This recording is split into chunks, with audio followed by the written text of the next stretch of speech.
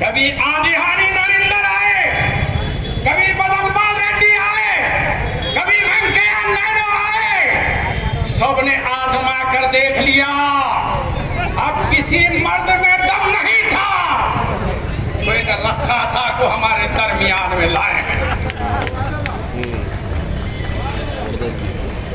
اور انتخابی ماحول گرم ہونے سے پہلے یہ چڑیا بہت چہچہا رہی تھی، ہم سن رہے تھے، ہم سن رہے تھے، لیکن آج اب آغاز ہوا ہے کہ ہم جب بولنا شروع کریں گے تو ان فرقہ پرستوں کی بولتی بند ہو جائے گی۔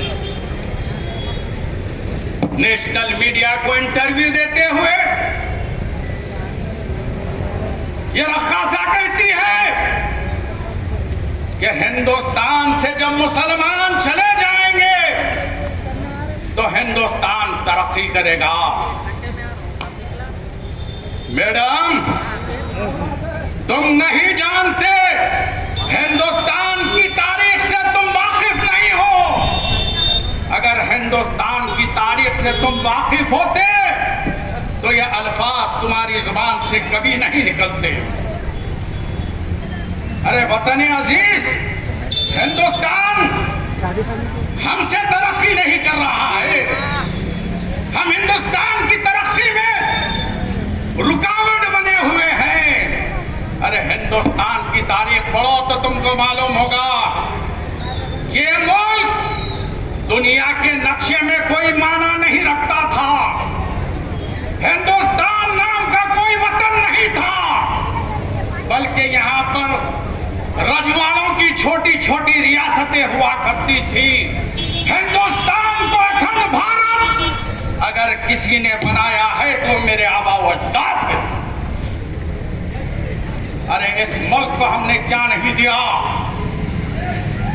قطب مینار کی بلندی ہمارے عزائم کی نشانی ہے، تاج محل کی خوبصورتی جس کو ساری دنیا دیکھنے کے لیے آتی ہے میرے اور آپ کے آبا و اجداد کی نشانی ہے، تاریخی لال قلعہ جس سے ہندوستان کے وزیر اعظم مخاطب ہوتے ہیں میرے آبا و اجداد کی یادگار ہے۔ ارے اس ملک کو ہم نے کیا دیا؟ تمہارے پاس کیا تھا؟ کھانے کے لیے اگر مسور کی دال کھاتے ہو تو وہ مسلمانوں کی دین ہے، اگر تم مادھوی لتا اپنی چوٹی میں اگر گلاب کا پھول لگاتے ہو تو وہ بھی مسلمانوں کی دین ہے۔ ارے اس ملک کو ہم نے سنوارا ہے، اس ملک کو ہم نے اپنے خون کی آبیاری سے سجایا سنوارا ہے، تو آج ساری دنیا کے نقشے میں ہندوستان ایک ترقی یافتہ ملک کی شکل میں ہے۔ اور تم نے ہم کو اس کے سلسلے میں کیا دیا؟ 900 سال میں ہم نے وطن عزیز کو سنوارا، سجایا اور نکھارا، لیکن مختصر 70 سال کے مختصر سے عرصے میں ہندوستان کو آج تم نے دنیا کے سامنے ایک ناکارہ اور لاچار ملک بنا کر پیش کر دیا۔ عزیزان گرامی، یہی وجہ ہے کہ آج دیکھتے ہیں یہ لوگ کہ 900 سالہ اقتدار کے وارثین اگر کہیں پر بستے ہیں تو سرزمین حیدرآباد ہے۔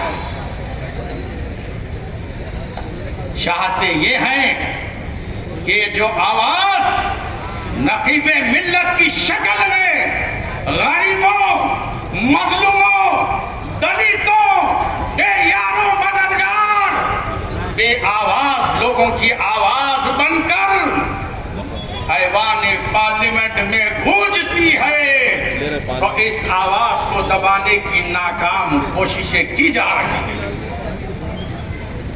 عزیزان گرامی، اس 10 سال میں اگر ہندوستان میں کوئی طاقتور ترین تحریک اٹھی ہے تو खिलाफ उठने वाली तहरीक थी।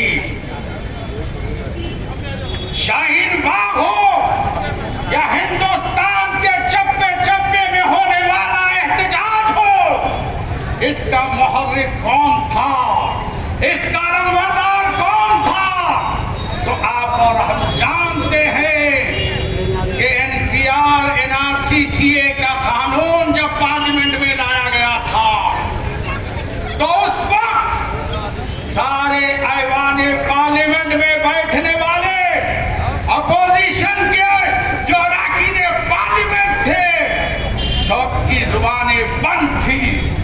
किसी में हिम्मत नहीं थी, किसी में जुर्रत नहीं थी, किसी में सलाहियत नहीं थी कि इस कानून के खिलाफ आवाज उठा था।